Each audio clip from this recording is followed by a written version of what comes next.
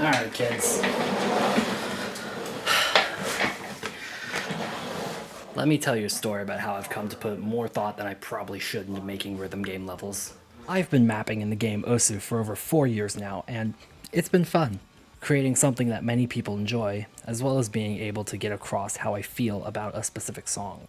But when I was a year into mapping, there was a specific set of maps I made that drastically impacted the way I go about creating this more unconventional art form. This video is the story of how a Minecraft server, of all things, greatly influenced not only what songs I use, but my mindset in making maps. I didn't introduce myself, that's rude. Don't be rude like me.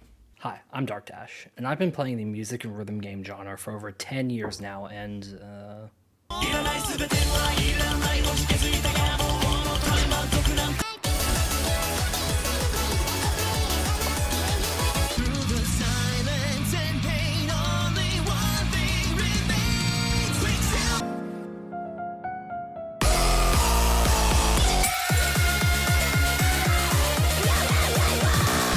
I'm okay at this stuff, I guess. My history with this genre might be a bit weird. I was more or less introduced to the genre from my dad when he got the Muppets Tap Tap game on my iPod back in 2011. This wasn't really the start of my obsession with this genre. This game was more like a lot of the weird, obscure App Store games I had gotten, where I would eventually move on from it. No, my obsession would start 4 years later with Geometry Dash. This game was my thing for the majority of my time in this genre. I would make and try to beat levels on the bus to and from school. It was a great time, even if some of the levels I was beating weren't insanely difficult and the levels I was making were definitely some of the levels of all time. Around the time I was first discovering the Geometry Dash community on YouTube, I started seeing Osu videos come up. I became really interested in this game. I was blown away at how players were able to multitask both aiming and clicking at the same time. But I didn't know how to get the game, and even if I did, I wouldn't be able to get it because I only had a Mac. But eventually, I wanted something different from Geometry Dash. I wasn't losing interest in the game, but I did want to try something new. I somewhat got into piano tiles for a bit, but it wasn't able to hold my interest. That's when I found Robeats from YouTube, a typical 4-key rhythm game that most people don't take seriously because Roblox. Despite that, I really liked the game, and from my little experience I had from piano tiles, I was able to get pretty okay at the game. I would eventually check out the mobile rhythm game scene, where I got into Archaea and Sidoid. This was around the time I started getting kinda good with some of the games in this genre. Later on, in Christmas of 2019, I'd gotten a real PC as one of my presents. How do I put air quotes in a video that doesn't look dumb? This was the time where I finally started playing Osu, but not the main game mode. I started off with Mania and would hold on to that for a while. That was until March of 2020. Some Unis Honest channel, I think, I can't seem to remember it. Anyway, they offered a challenge to learn a new skill throughout the month. Being locked at home with nothing else to do, I decided to take on this challenge and try out the main Osu game mode. I went on to be able to pass 4-star maps at the end of the month. I said my aim in other games had improved from this, but in reality, I just got more comfortable using a mouse. I would eventually switch over to the standard game mode. A few months later, I would stumble upon Pishyfat's mapping videos. Him talking about why choices were made in maps got me interested in mapping. I was really interested in how the maps I was playing, which I and many other players just viewed at face value, had much more depth and thought put into them, and I wanted to give it a shot. I finished my first map in July of 2020, and as this mod on the map says, it was decent for a beginner. But yeah, it was still bad. This is pretty much the story of every mapper. I sucked, I kept making maps, I got better. Over time, I would eventually go on to take heavy influence from Sotarks and the style he would use in his maps. From the time he was mapping from 2021 to 2022, he used a lot of traditionally uncomfortable gameplay, yet his maps were still playable. At least that's the main aspect I took from his maps during this time. You can probably still see his influence on my maps. While I was still new to mapping, I started getting clips on TikTok of Dream's Manhunt videos. I found it interesting and thought it was just some people being annoying on a public survival server. I ended up following Dream and eventually found out about the Dream SMP and became interested in that. I really liked the story that they had going on and wanted to see how it was going. I was also starting to slowly get better at mapping and was beginning to experience the typical symptoms, such as thinking of a map for any song you ever hear. Then, the 2021 school year hit, and in January, I found a stream highlight on YouTube of Wilbur Soot, yeah, I know, just bear with me for a minute, announcing that he would be starting a band and previewed one of their songs on stream.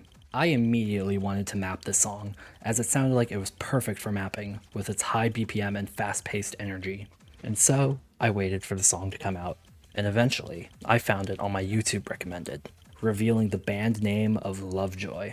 I immediately got to work once I saw it, even though I was a day late to the release. I mapped the intro of the song and posted that to my second channel, and it somewhat took off. Many fans loved my, looking back on it, mediocre mapping, and were excited for me to release it. I ended up releasing an unfinished version of the map because people were that excited, and by the time it was done, it had reached 200 plays, and over time, this map would eventually reach over 70,000 plays, my most played map to date. The popularity of this map led me to try making more maps of Dream SMP related songs, such as the map immediately after One Day, Captain's Call.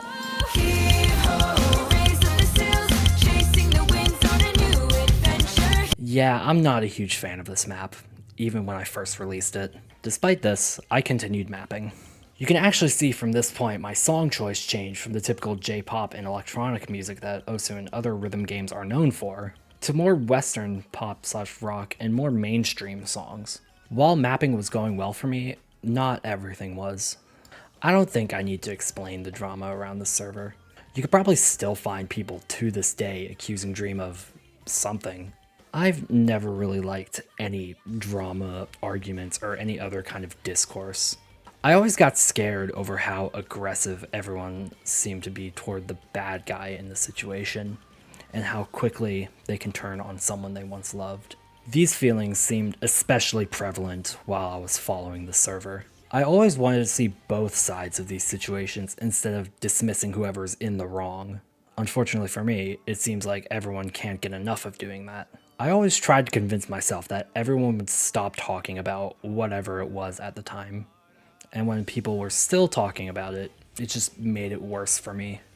All of the discourse could have actually had an effect on my mapping. With seemingly no one being on the same page as me, I seem to have shifted my mindset to focus more on feeling. I tried making my maps feel the same as how I felt when listening to the song, and hopefully have the player feel that themselves. For example,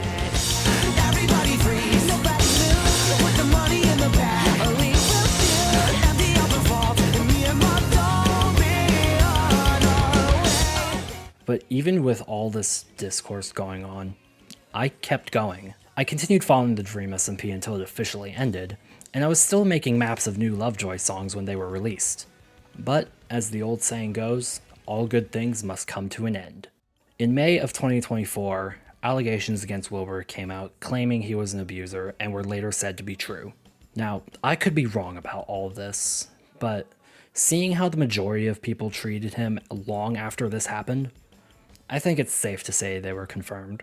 Of course, I was scared of how everyone was treating him despite what he had done, but it also led to something I felt like I had to address soon, and that was, what should I do about the maps I had already finished, as well as other maps I had in progress? I felt like getting the already finished maps ranked was out of the question, as I doubt any BNs would want to nominate a map tied to someone viewed so negatively, and even if there were, many people have likely flamed me and the BNs who nominated the map, which I would like to avoid.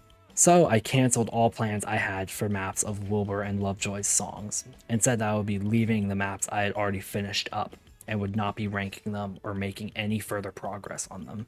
It's a shame, really, because some of the maps I made from this band were actually really good.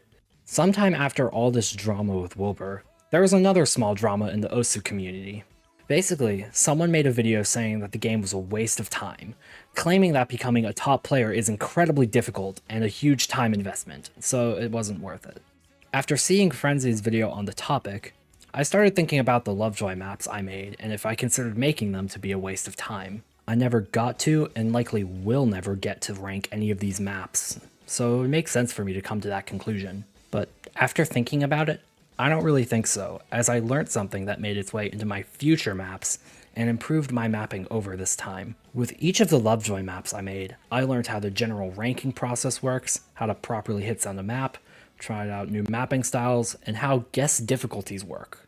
That last one always stood out to me because that was for normal people things, which at the time of me making that map, I was a pretty competent mapper and knew how to make a good map. So even when I knew what I was doing, I was still learning new things about mapping.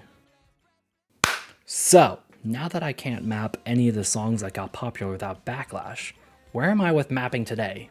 I would say I'm doing a lot of experimentation, trying out different genres that I've never mapped before, experimenting with difficulty, and just trying out new things with mapping.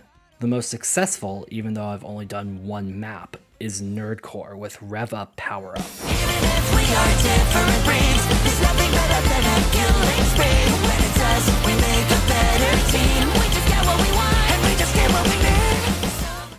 I thought mapping these songs would be a funny idea, so I gave it a shot. Afterwards, I would say this map is one of my best. I've also been trying to map more songs from the band Good Kid. Their songs are pretty similar to Lovejoy's, so they're very good for mapping with a lot more positives. The main one is that Good Kid is a featured artist on Osu, and all of their songs are DMCA free. What this means is that most of their discography is already timed and ready for me to start mapping. And even though their newer songs don't have this, I'm not going to have much trouble with copyright. They've already shown support for Geometry Dash levels using their songs, and literally made a video promoting them being added to the featured artist list. And that right there is the story of how a Minecraft server led me to think more emotionally about my maps, as pretentious as that may sound. If you want to see this probably pretentious mapping in action, follow me on Twitch.